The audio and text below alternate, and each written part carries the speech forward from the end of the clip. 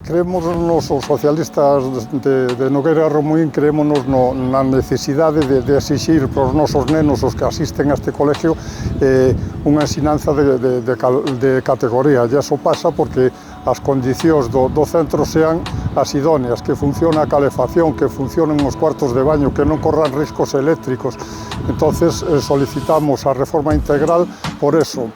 Por eso, pensando tamén que neste concello, cando outros edificios se deixaron ir a menos, como foi o Centro de Salud Vello, e ao final o que se fixo foi gastar 80.000 euros en derrubalo, cando se houberan invertido no seu día, pois habría un sitio onde poder reunirse a xente porque queres facer un festival, queres facer unha asamblea cos veciños e non hai un sitio onde facer nada aquí.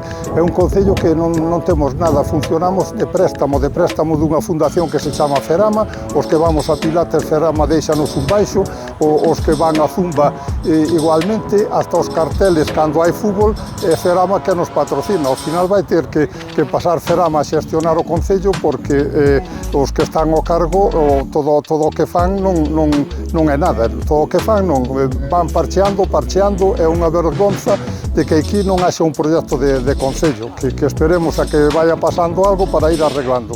Entonces é tristísimo, hai que empezar sobre todo por a enseñanza.